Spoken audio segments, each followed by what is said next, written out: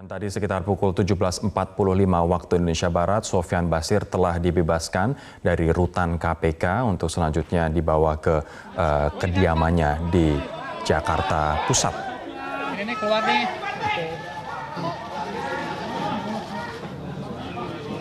Foto dulu, foto oke.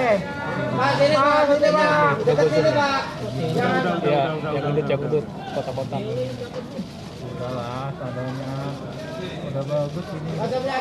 Tersangka pada bulan April 2019, tepatnya pada tanggal 23 April, kemudian 1 bulan kemudian Sofyan Basir ditahan KPK.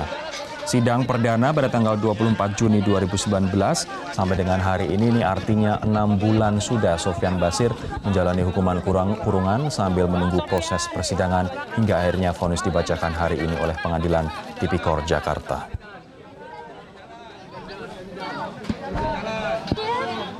Kita akan membahas terkait dengan vonis bebas ini dengan 2 orang narasumber. Yang pertama adalah Kudri Sitompul, pakar hukum pidana Universitas Indonesia. Pak Kudri, selamat malam. Selamat malam. Ada juga bergabung dari luar studio Boyamin Saiman, Koordinator Masyarakat Anti Korupsi Indonesia, MAKI. Bang Boyamin, selamat malam, Bang.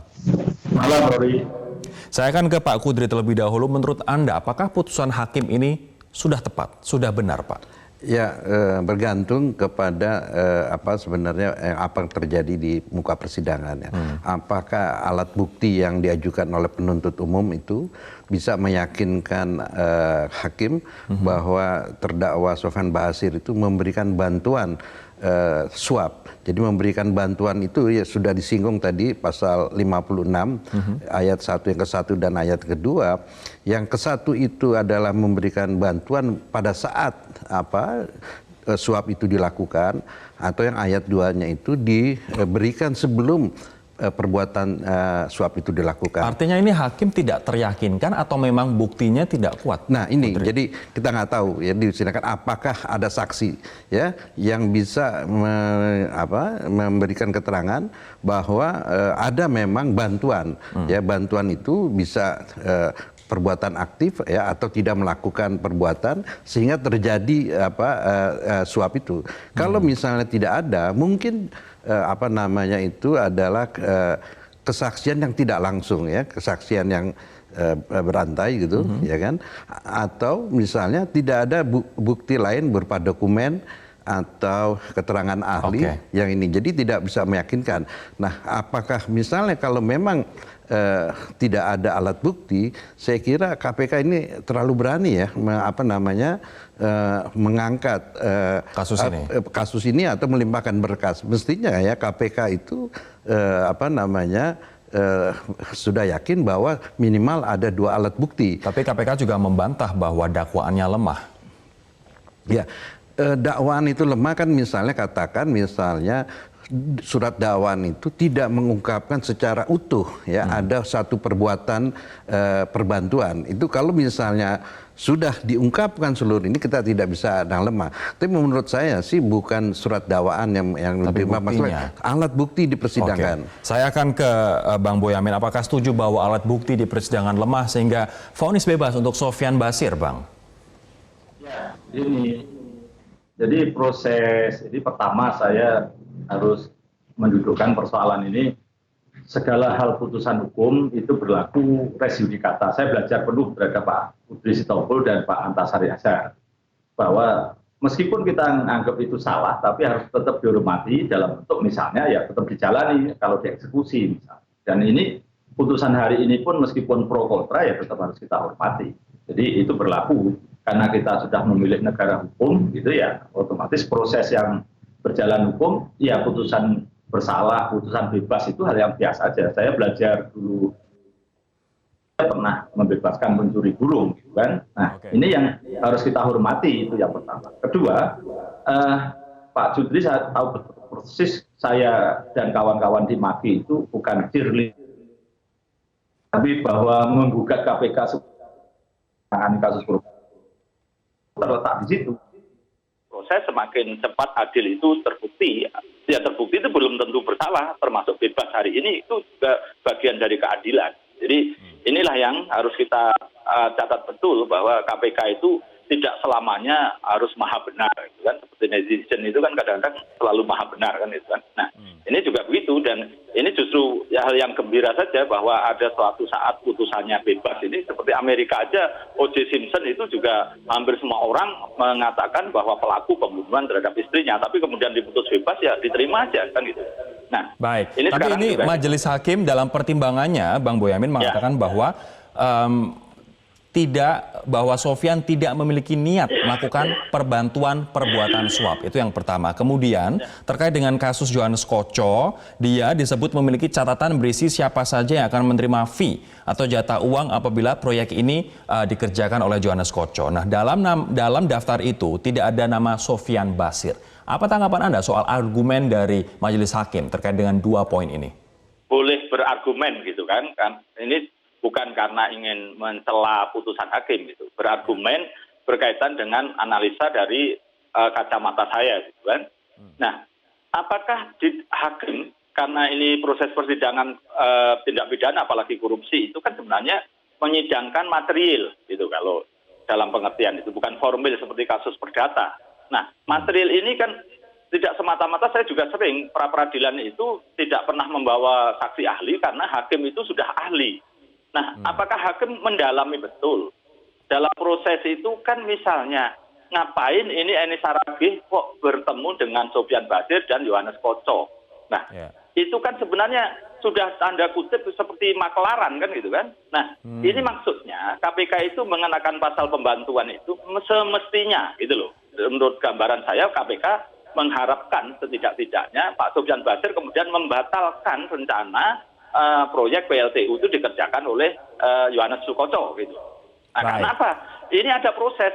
Apa tugasnya sekarang Eni Saragih, Wakil Ketua Komisi 7 itu harus mendatangi proses perjanjian dan mendorong-dorong perjanjian itu. Pasti kan patut menduga ada makelaran, dan terbukti kemudian ada makelaran. Jadi setidaknya harapan hukum itu, kalau menurut versi KPK, dan mungkin saya juga agak setuju di situ, mestinya Pak Sofyan Basir membatalkan rencana tender itu, karena ini sudah tidak benar nih model Eni Saragih. Karena sejelek-jelek seganteng saya kan pernah jadi DPRD Solo tahun 97. Saya membatasi diri betul, tidak pernah urusan tender gitu loh. Kira-kira gitu gambaran. Nah, saya kemudian nanti akan bertanya kepada Anda dan juga kepada Pak Kudri, haruskah kemudian KPK banding atas vonis ini? Ada sebelumnya 2 kasus di mana terdakwa dibebaskan di tingkat pengadilan tipikor begitu, tapi kemudian ketika jaksa banding ke Mahkamah Agung, 2 orang tersebut justru dinyatakan bersalah oleh Mahkamah Agung. Nah, haruskah KPK banding? Kami akan membahasnya sesaat lagi. Sebelum kita akan membahas apakah KPK seharusnya kasasi ke Mahkamah Agung, saya akan ke Pak Kudri terlebih dahulu. Tadi Bang Boyamin mengatakan bahwa sebenarnya kegiatan makelarannya yang diduga dilakukan oleh Pak Sofyan ini sudah jelas, begitu Pak Kudri? Ya, itu tergantung fakta di persidangan. Apakah bisa diungkapkan, bisa dibuktikan bahwa Sofyan Basir itu tahu dari awal akan ada jadi suap, gitu ya. Kalau misalnya tidak bisa dibuktikan bahwa nggak ada saksi yang melihat bahwa sebenarnya ada suap, ya agak sulit juga Sofyan Basir diinikan, karena yang didakwakan kepada Sofyan Basir itu bukan dia suapnya, menerima suap, tapi dia membantu. Nah, apakah membantu itu dibuat ya pada saat ya harus ada kerjasama. Ini ada kerjasama itu maksudnya ada saling pengertian bahwa oh ini mau ada suap ya. Sofyan Basir diamkan, atau sebelumnya ya, jadi sebelum terjadi suap dia bantu gitu. Nah, artinya hakim tidak melihat bahwa Sofyan Basir sudah melihat ada rencana penyuapan ketika bertemu dengan Eni Saragih dan Johannes Koco. Ya, saya kira demikian gitu ya. Jadi kan yang tadi dikatakan niat itu kan dari awalnya dia mau memang mengetahui bahwa memang itu terjadi mau ada suap. Kalau misal nggak ada, ya agak nggak bisa dipersalahkan, karena ini yang didakwakan bukan penyuapan, tapi dia membantu gitu loh. Baik, baik. Saya juga sempat bertanya-tanya juga meminta pendapat dari Prof. Edi Hiarie, pakar hukum pidana dari UGM, yang kemudian ingin mengkritisi begini, Bang Boyan. Apakah hanya bertemu dengan Eni Saragih dan Johannes Koco itu kemudian secara otomatis Sofyan Basir memiliki niat perbantuan kegiatan suap itu, memakelari kegiatan suap ini? Bukan memakelari, tapi membiarkan terjadinya makelar. Kira-kira gitu loh gambaran Membiarkan minimalnya terjadinya makelar. makelaran, gitu loh.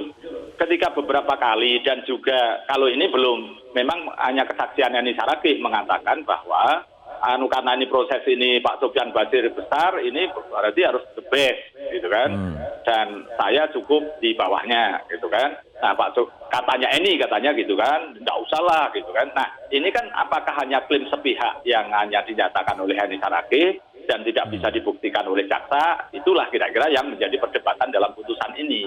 Tapi setidaknya, gitu loh ya, dalam dunia tingkat tinggi seperti di Jakarta begitu, kalau sudah ada DPR yang ikut-ikutan ngurusi begitu, meskipun ada juga DPR yang bagus dan ikut ngurusi tidak berpotensi, tapi setidaknya maksudnya hukum itu begitu loh, mengharapkan Pak Sofyan Basir mengetahui ini terjadi proses yang begitu intens, kan gitu kan, dan kelihatan pada posisi ini selalu runtang-runtung ini Saragih dan Yohanes Koco ini mestinya lebih baik gitu loh, tidak ada proyek PLTU di Pekanbaru gitu kan, lebih baik ditunda aja tahun depan, atau dengan cara yang sebelum itu adalah juga menjadi titik krusial adalah tidak adanya kompetisi, tidak ada beauty contest, tidak ada tender terhadap proses ini meskipun dibungkus investasi gitu loh. Jadi Bang Boyamin, mohon ditahan, saya akan kalau boleh itu.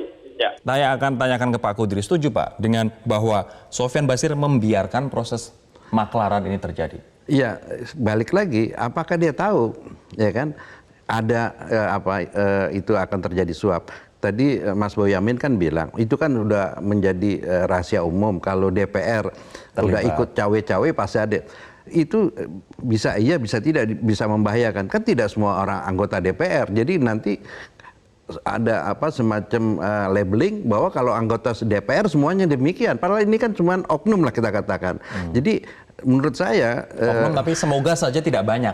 Oh iya, jadi saya kira kita katakanlah ada preposisi bahwa kita mempunyai peranggapan kalau DPR itu katakanlah ada interest terhadap itu. Nah, kita harus buktikan bahwa artinya pembuktian dari KPK ini yang sebenarnya lemah menurut Anda. Walaupun sudah ada premis dari Bang Boyamin bahwa ini membiarkan adanya pemaklaran, kalau misalnya niatnya Pak Basir adalah memang benar-benar niat untuk bersih, ya ditunda saja proyeknya. Artinya pembuktian di KPK yang tidak meyakinkan hakim. Di pengadilan maksudnya. Di pengadilan yang tidak meyakinkan hakim.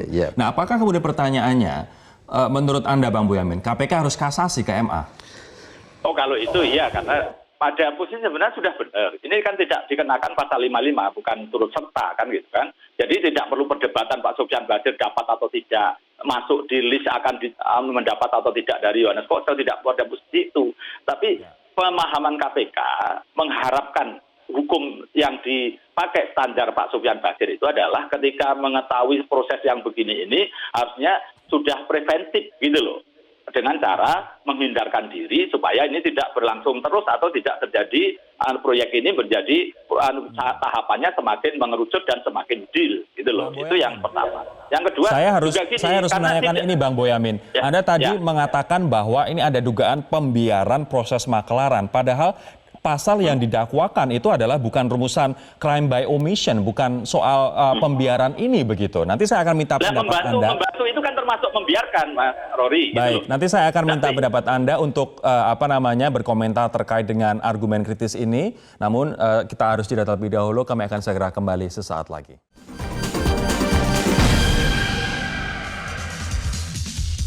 Bang Boyamin, kemudian ada pendapat bahwa Anda tadi mengatakan ada dugaan membiarkan proses maklaran ini terjadi. Namun dakwaan dari JPU adalah bukan crime by omission, bukan pembiaran terjadinya sebuah tindak pidana begitu. Lantas seperti apa penjelasan terkait dengan membiarkan proses maklaran ketika dakwaannya bukan itu?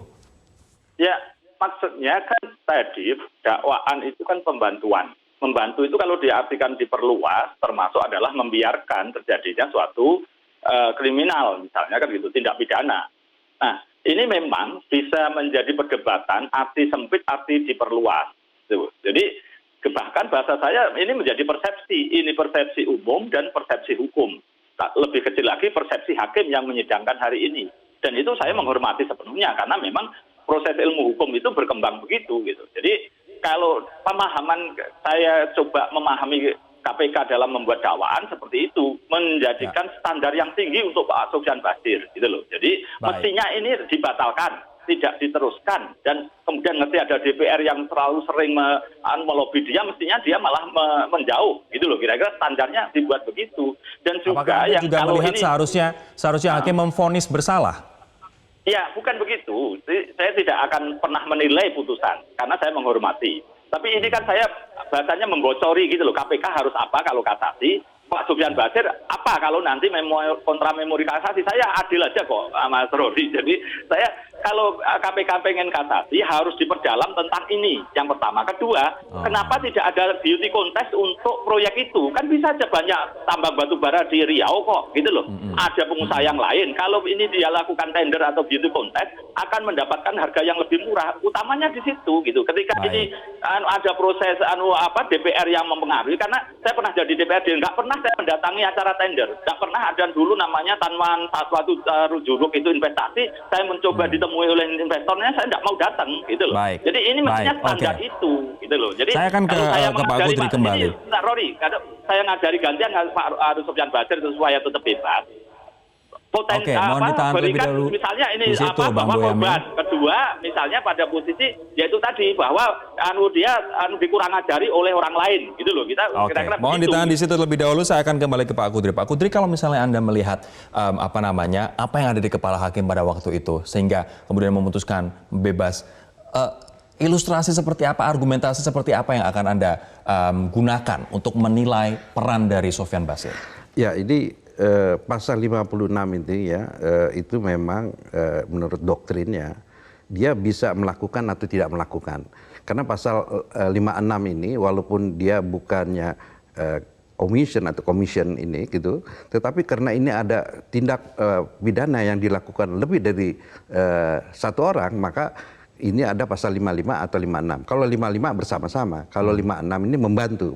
Nah, kalau misalnya ada tindak pidana melalaikan, itu pribadinya, misalnya ada kewajiban dia harus mengawasi tapi dia tidak mengawasi. Tapi dalam hal ini ya, dia karena perbantuan itu saya katakan pasal 566 itu baik yang di ayat 1-nya maupun ayat 2-nya itu bisa dia melakukan atau tidak melakukan gitu. Ilustrasinya seperti apa, misal Pak? begini ya, misal pencurian ya, pencurian kerjasama dengan katakanlah asisten atau mandor ya, penjaga gudang gitu. Penjaga gudangnya itu memang dia tidak mengunci karena dia sudah ada kerjasama dengan temannya yang mau melakukan, tapi dia tidak secara fisik melakukan apa-apa dalam pencurian itu, semata-mata karena dia tidak mengunci. Ya. Tapi dia tahu bahwa ada niat pencurian. Dia harus, kalau misalnya tidak ada niat, dia nggak bisa dikenakan pasal 56. Dia harus ada niat bahwa dia mau membantu orang. Membuktikan untuk ada niat bahwa dia tahu ada niat pencurian ini yang menurut Anda susah? Ya susah, karena niat itu kan abstrak. Nah, abstraknya itu bisa dilihat dari perbuatan-perbuatannya. Ditanya, loh kamu kenapa nggak kunci? Kan SOP-nya dikunci gitu. Ternyata dia bilang kalau misalnya lupa, ya nggak bisa. Tapi kalau dia tahu bahwa kewajibannya SOP-nya harus mengunci, dia tidak mengunci, dia memang harus patut juga bahwa dia memang ada niat untuk membantu. Atau bisa dibuktikan sebenarnya ada kontak antara dia dengan yang pelakunya. Tapi kalau semata-mata dia lupa dan dia tidak kenal, dia tidak kontak, ya pasti nggak ada hubungannya. Itu semata-mata memang lupa gitu. Oke, ini terakhir ke Bang Boyamin. Apa yang harus dipersiapkan KPK? Sekali lagi saya minta penegasan. Kalau mereka Anda sarankan kasasi ke MA, Bang. Ya, dua hal tadi, memperdalam tentang peran dari suatu standar yang harusnya dilakukan oleh suatu orang DPR, seorang Sofyan Basir dalam mengelola BUMN. Karena ini rentan pasti, gitu loh. Kedua, yaitu otomatis bahwa didalami kenapa ini tidak tender, kenapa tidak ada beauty contest dalam kerjasama dengan Johannes Koco, gitu loh. Kalau saya ngajari begitu, jadi sedikit orang-orang KPK, kejaksaan yang DPU maupun pimpinan itu belajar tentang tender lah, gitu loh. Jadi karena tidak nampak kemarin itu tentang ini tender ini sama sekali tentang beauty contest tidak nampak itu kemudian dibahas di dalam itu tidak nampak, gitu. Cuman yang poin pertama tadi tidak melakukan yang harusnya dilakukan atau membiarkan terjadinya sesuatu orang yang Bang Boyamin Saiman korupsi. Gitu. Koordinator Masyarakat Anti Korupsi Indonesia, terima kasih atas waktu Anda, dan juga Pak Kudris Tompul, pakar hukum pidana Universitas Indonesia. Terima kasih Bapak-bapak, teman-teman atas waktunya di Prime Talk pada malam hari ini.